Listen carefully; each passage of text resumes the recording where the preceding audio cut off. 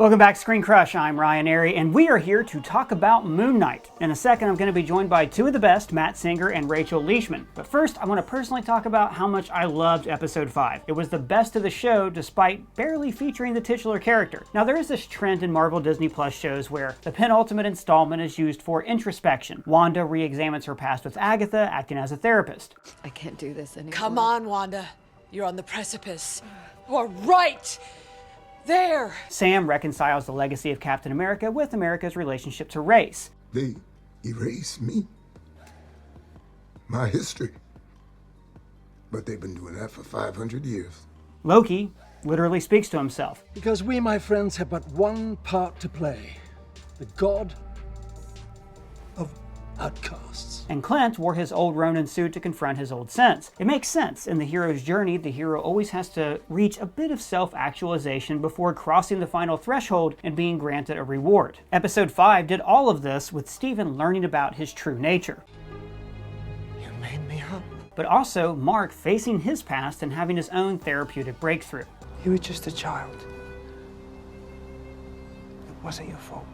And the episode really shows how much Oscar Isaac is great in this show. I mean, hands up if you were really starting to think of Mark and Steven as different people. He adds all these little touches to Steven. It's not just the accent, it's his friendliness. Like, heavy spoilers pointed this out. When Taret waves at him, he's terrified, but he still tries to give a little wave back. When Steven was left behind, I was actually bummed out. Like, I hope he's not going forever. He's a great character and I want him back. But Oscar Isaac is still on the show. That's how great he's been at differentiating how we view these two people. But what really stood out for me about Episode 5 was also kind of the weak point of the series, and that's the structure. Not many superhero shows would save the origin for Episode 5. Now, I guess we've seen so many superhero origins that they wanted to take a risk and show us something new. So, instead of Moon Knight being a superhero who happens to have DID, the show presents a person suffering from DID that happens to be a superhero. It was a bold choice to introduce us to Steven first, and to show us the story through his eyes. It puts the audience in the mindset of somebody who suffers from this disorder, and I think it was a really cool narrative choice. But still, something about episodes 2 through 4 bothered me. The structure of holding back information made the show feel disjointed, like it wasn't telling a single story. Part of the show for me started to feel repetitive. I don't know, it's like we're introduced to Harrow in episode 1, but then we're reintroduced to him in episode 2, just with more information. They both have like Moon Knight fighting a jackal at the end of them. Some beats, especially when we get into like chasing after objects, really started to repeat themselves instead of stopping to focus on the characters more.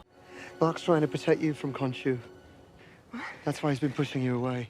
But now I want to talk to two people who are way smarter than me and know way more about Marvel than I ever could. We have Rachel Leishman from The Mary Sue and Matt Singer, editor-in-chief of ScreenCrush.com. So you guys have heard what I had to say. A lot of what I do love this show. It's got a lot of great points, but I agree with what Matt's been saying a lot, which is that it kind of feels a little disjointed. So Matt, I want to hear your thoughts. Like, what's your take on Moon Knight? I guess 1 through 4 and then episode 5, and if that changed your opinion. Hasn't changed my opinion too much. I honestly have been very disappointed with this show. I think going into it, it was probably my most anticipated Marvel show, on Disney Plus so far, and to me, it's kind of feels like a big waste of time to me so far. I'm really not enjoying it. I'm more watching it out of obligation than anything else at this point. Maybe I just wanted something else from it. I guess what they're doing, it's not a horrible version of what they made. I think Oscar Isaac is really good. He's working very hard. He's playing two different parts and doing a really good job of differentiating them. And in the last scene where, they're side by side in that whole episode, you can forget sometimes that he's one person giving two performances, as opposed to, I don't know, hiring twins or something. Like, he's very convincing. He's not the problem. I think the problem is it's just like they took a very interesting character, and made even with this episode being a little better, they made like the least interesting show you could make out of a very interesting character to me. Where does it really even matter that it's Moon Knight who's chasing all this stuff through most of the series? I mean, obviously this episode, the last episode, episode 5, it was pretty different, and you do kind of need Moon Knight and a character with this multiple personalities to be the focus of this episode. But up until now, it's just been like, about a guy kind of chasing stuff. Like, and doesn't even really matter what it is. In one episode, he wants a scarab, and the next it's a sarcophagus. And the next it's another Egyptian doodad. It's like, it doesn't seem to really matter even. And there have been, yes, moments where they switch, where, he blacks out and wakes up, but it hasn't really amounted to too much, and it hasn't really, like, it never really, like, was about being Moon Knight. I guess maybe a second season, maybe they would do that, but it's just like, why make a show about this fascinating character who has multiple personalities and living double lives, and basically just have it be like a story of a guy chasing after something like Indiana Jones? And by the time the show got interesting, it's like, well, now the show's over. There's one episode left. There's a lot it's got to achieve in that last episode. You can almost expect, like, all the things that's going to happen. And then it's going to be over. And, if there's a second season, maybe I would be more curious about it, because I think there is a lot of potential with the character. I just felt like the story they told, it just, I don't know, it didn't really take advantage of the things that make Moon Knight interesting and unique to me. See, that's interesting, because I think, I'd owned some Moon Knight comics and I knew the character before, but you're actually the first person who told me, hey, read this Moon Knight comic, and it was the Warren Ellis run from 2014. So it's interesting to hear you talk about the character and not servicing the character. Would you say that the big problem with the show for you has just been lack of character development and more reliance on, like, plot? I mean, it's not just, I guess, character development, yes, would be one thing, but I think it's just anything other than, like, plot. But this episode, again, episode 5, yes, you finally understand Mark's origin and Steven's origin and all of that. But up until this point, you go back and look, and it's like, we've got to get this thing. We've got to go here and get that thing. We've got to go this and go, and it's just, again, that's where I talk about, like, well, why make it about Moon Knight? Okay, yes, they're looking for Egyptian stuff. Okay, sure. And again, there are moments where, like in one episode, Mark can't figure this thing out because it's got Egyptian writing and he needs Steven's help. Like, there was a little bit of that, but it's like the core notion of, like, being a superhero with multiple identities. Like, well, every superhero has multiple identities. That's part of the concept, right? Peter Parker and Spider-Man. But the thing that's interesting about Moon Knight is that, like, his are, like, actively fighting with each other at times. And you have to sort of grapple with what it's like to live in one body with all these different people sort of fighting for control or wanting your attention. And, like, we didn't see any of that in this show. It was like they set up Steven, and then it was just off to all this stuff with the cult and the scarab and the Amit and the this and the that. And it just really, like, you just felt like you were watching, like, a very long extended chase scene that featured a character who could, like, switch personalities, which, I don't know, if you enjoy it, fantastic, good for you. I'm glad you enjoyed it. I just think, like, you compare, like, the character stuff on this show to a show like WandaVision, where, you really, even though there was all these mysteries and intrigue, and you got so much about Wanda and about Vision and even about Agatha and the little bit about the kids and was it Monica? Like, all these different characters, they didn't just feel like cogs in a story to me. They felt like they were the focus, and I guess that's another thing that I'm sort of wishing there was more of. So, speaking of people who liked it and are loving the show, we have Rachel. Rachel, I'm not going to ask you, like, rebut everything that Matt just said, but, like, tell me your thoughts on it so far. Like, what is it you're really loving about the show, and maybe some of the things that you think that, that it has that maybe Matt thinks that are missing? You mentioned Indiana Jones. I really like that it feels like an Indiana Jones or a Mummy kind of story. I like that they're in this adventure and trying to figure it out. I do, like, my wish is that the twist that happened in episode 4 happened in episode 3, so that we had 3 episodes of exploring these characters versus, I guess, 2. But I like that it is, it hasn't really set up his origin until episode 5, mainly because this is the first time we're seeing this character, and I like that we just got thrown into the action with Steven, and we've kind of been figuring it out as that character has, because I know, like, the people who knew of the comics and knew the character knew that Mark was, it was Mark who had DID, and Steven was an alter, and Jake, who is just left in a sarcophagus somewhere, is also an alter. But I like that this show never made it clear whether it was Mark who had DID or Steven until, like, later. I kind of like that we're learning all of it on the fly versus starting with the first episode being like, this is Mark Spector, here is his story, and here is how he ended up with DID, and like how it carries into like the rest of it. How is the character development working for you? You know, like, for me, I really like, I was talking about this earlier, but I really like that we started from Steven's point of view, because it put us in the point of view of somebody who has DID, and the idea that you could be an alter and not even know that, you know, how you were created and things like that. Like, I think that really informs people a lot about the disorder. What about the show's character developments like working for you? I guess it's a disservice that I don't care about Harrow and like his whole deal, and I'm just like, okay, you have a cult, like, whatever, fine. I care more about Steven and Mark and Layla and those characters, and like the only character that I was like, I wish there was more of.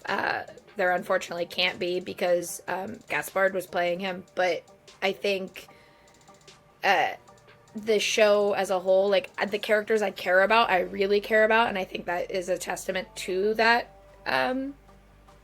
characterization and the growth of those characters. But then the characters, like I said, like, if I don't care about them, I really don't.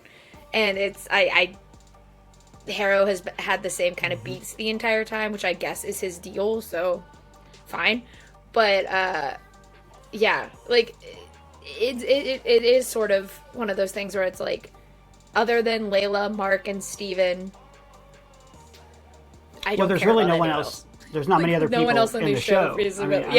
I think they've done a great job presenting Harrow as a typical Marvel villain with a noble goal. You know, the roots go all the way back to Magneto or Doctor Doom, and we see it in the better Marvel movies with Killmonger and Loki and things like that. Well, recent Loki, not older Loki. You said something interesting earlier. You said that the reveal from the end of episode 4, you would have rather have seen earlier in episode 3. And obviously, if you do that, then you're going to have to condense some of that storytelling. So what I agree with Matt about, like, earlier in the season, is it started to feel a bit like every episode felt the same in some ways. Like, even though different things were happening, it seemed like we were no further, or the characters were no further, or there wasn't like a reason to watch apart from, like, I love Marvel and I love Moon Knight, so I want to watch. So I'm interested to hear what is it you think in those first 3 episodes that could have been like, back a little bit, you know? Do we trim out looking for the sarcophagus or changing the sky? Like, is there a beat in there that would have just made the show like tighter for you to compress this a little bit? Out of those first like 4, what I liked was the growth of like Mark and Steven's relationship with each other, and that, like, outside of that, I feel like you could cut a lot of with the exception of, I guess, the end of the 3rd episode. Is that when Mark wakes up That's in Egypt? The end of the 2nd episode. Or is that the... And I think you hit on a problem there. That's the end of the 2nd episode. Okay. So, like, there is... Well, but it's like the first 2, like, yeah, the first episode you're setting up Steven, and that first episode I liked a lot. I think with the second one, like you said, it was more of the same, and I think we could have gotten to Egypt just a little bit faster, but, like, they had to introduce Mr. Knight. I guess the problem is that they just had to introduce a bunch of stuff, because Mr. Knight has to get introduced in that episode so that when he shows up later, it's not like, well, who's this guy? Maybe that's just it. I think when, and by the way, I'm going to also maybe talk a little bit of trash about Harrow, but I'm not going to talk trash about Ethan Hawke. Ethan Hawke is great in this, and I love this, like, very gentle caregiver that he is. Like, my favorite line in the whole series is when Steven goes, "Goat," and Ethan Hawke goes, "Yes." For something about that cracks me up every time I see it. Goat. Yes. But as soon as you do get into the Harrow cult and he brings him into that, it kind of feels like the show's grinding down a little bit, like it's hitting its brakes so we can stop and explain things. So there's a lot of talking at that point. His retribution comes too late. Is a liar. There's always one last thing at that moment. Heaven on earth. So the show does have all these little touches here and there, but narratively, I think that's kind of the point where I was like, oh, all right, so it's the same thing. Harrow, it's the same thing as the end of episode 1. He sees Harrow gives him a little bit of insight as to what he does, and then a jackal attacks and Moon Knight fights him. So it seems like a lot of that could have just been maybe compressed, put at the end of episode 1, and then we could have gotten to the point a little bit sooner and spent more time on Mark and Steven, which I think sounds like all three of us are really loving that interplay of Oscar Isaac and Oscar Isaac together. So, Matt, is that working for you pretty well at this point? Like you said, Oscar Isaac was one of the things you anticipated the most. Is he delivering? Oh, yeah.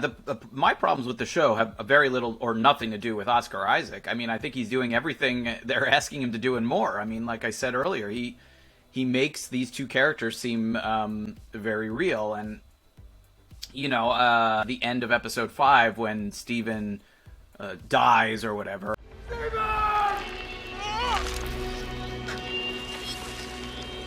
You really feel for that person, even though that person does not exist in like the conventional sense. It's like a invented personality of this very, sort of traumatized person's mind. And I think a lot of the credit goes to Oscar Isaac and his performance of that guy, making him feel so real. I guess, listening to all of the conversation, I'm thinking back to the first episode where there's a lot of, time spent like building up Steven's world, his job, these rituals, these interesting rituals of his life, like locking himself up in his bed so he can't walk off, and the sand and all this stuff.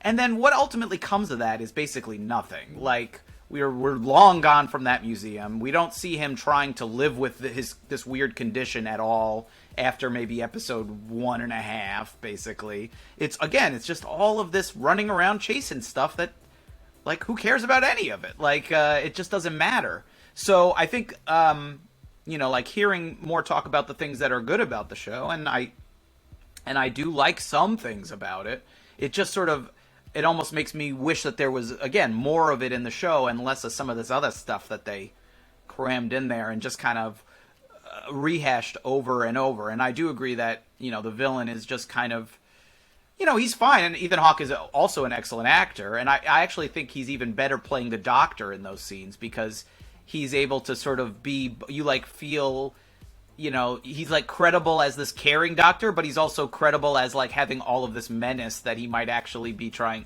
maybe he is the real Harrow and this is all a play. Like, he plays it just right where you don't know the underlying reality for, a long time. And so I sort of appreciate that about what he's done. But yeah, he does feel, like you were comparing him to other great Marvel villains, and he kind of feels cut from the same cloth, just maybe not a less interesting part of the cloth. And I think I just kind of feel that way about the whole show. It's like, you in your beginning part, you were talking about all of the, all of the different Marvel shows have had an episode 5 or a penultimate episode like this one in Moon Knight. And maybe that's part of the problem, is it's starting to feel a little formula. It's like, well, they set up the characters in episode 1, then episodes 2, 3, 4 are like the chases and the, hunting for something, the magical MacGuffin, whatever it is on this show. And then in that penultimate episode or the end of episode 4, there's a shocking twist or you discover something, and then in that penultimate episode is the one where everyone sits around and talks and explains everything. And you go, oh, okay. And then you have that last episode, which invariably often feels really jam-packed because they've spent, that long or that part right before the end doing all that exposition and talking and like losing all of the extraneous characters where you don't see any of the supporting characters, which is kind of true here. And then you have to bring them all back in the last episode. You've got to resolve all the subplots. You've got to tease whatever is next. And those last episodes of these shows often feel very rushed and overstuffed. And I have a feeling that's kind of what's going to happen on episode 6 here too. It's probably going to be pretty crowded and busy, and we'll see, I guess. Every one of these Marvel shows so far has been like in a different genre, and it has different characters. And part of what we like about them is the fact that it's Marvel and they have certain tropes that we expect them to deliver. But they are starting to feel a little formulaic and cookie cutter, and it's almost like they have an outline on a page and then like a Mad Lib, and then they like, you know, in this episode, and then they cross out one hero's name and write in a new one, and then the villain does, and they cross out, you know what I mean? And so that's the kind of thing where in the upcoming shows, I hope they get a little, you know, they get a little further away from it. It would be nice to have a Marvel show that's not like one big chase or one big plot, you know? Like if She-Hulk, every episode was a different case or something, and it wasn't just, you know, someone wants She-Hulk's blood for 6 episodes, or whatever the overarching story might be, and probably will be. And also, this episode reminded me a lot of The Watchmen, the episode This Extraordinary Being, which is the flashback where, you know, we see Hooded Justice and his past, and it's all these flashbacks, and it's filmed like it's one shot. It reminded me a lot of that because it's this character reveal about the past that informs like what's going on in the present. So maybe this episode would have been better served in the middle, just like that episode was, where if we would have gotten this information and understood motivations earlier, then it would have been a little better. Obviously not everything. I don't think Steven should die in the middle, but there's just certain things where, like, to me the show's been, it's so hard to put my finger on because every element's really solid. It's just something has felt a little bit off. I guess part of not my problem with the show, but my problem as a human being is that, like, I like this show because it's all about someone unpacking their trauma, which is why I like Wanda Maximoff so much. It's why I love Iron Man 3. I like seeing these superheroes kind of have to, like, grapple with the pain of everything that they've been through. And so I like that Moon Knight is like that, but different, because we just met him. We don't know what he's been through.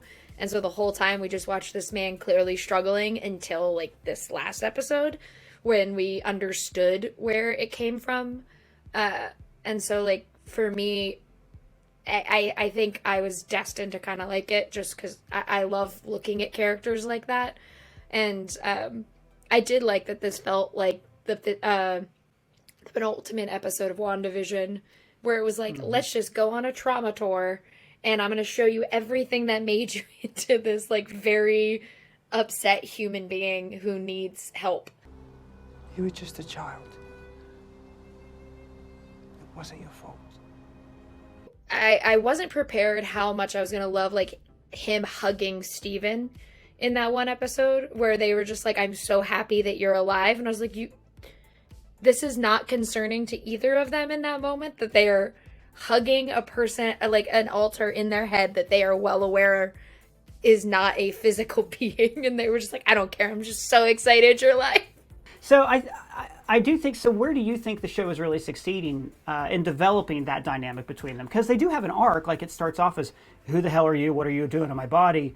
To, like, we're brothers in arms. You know, where were the points where you really felt like that was, like, how do we get there? You know, what was clicking for you? I think the trust that started to build, like, especially when, because, like, Steven wouldn't give up the body. I really, like, I liked when in episode 2, they were fighting over who could front in the body. When they're talking with Anton and Mark realizes he needs Steven in order to understand how to fix the, like, paper thing they need.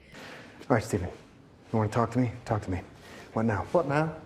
What now is you give me the body and you piss off. Damn it.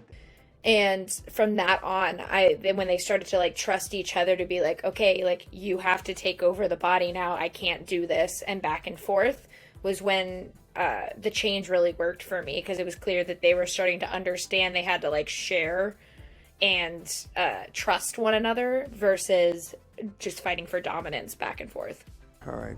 Go ahead. You're in. Cheers. Thanks a lot. All right. That's a great point. I never even noticed that was a, you know, and then later in the same episode, Steven's like, give me the body, and he gives it to him, he just says cheers, and he, you know, like, there is like that isn't that fun interplay starts there. Great. So, Rachel, tell us where the people can find you. You can find me on Twitter at Rachel Leishman. I write for the Mary Sue, and I have a podcast called Pedro Pascal, where we go through the filmography of actor Pedro Pascal. All right, Matt, where can the people find you? ScreenCrush, screencrush.com, and my Twitter account is at Matt Singer. All right, thanks both for joining me. It's been great talking about Moon Knight. Can't see what happens in the last episode. Hear your thoughts then. But we also want to hear from you guys. Tell us your thoughts and comments down below, or you can @me on Twitter. And if you just found the channel for the first time, be sure to subscribe and hit that bell for alerts. For ScreenCrush, I'm Ryan Airy.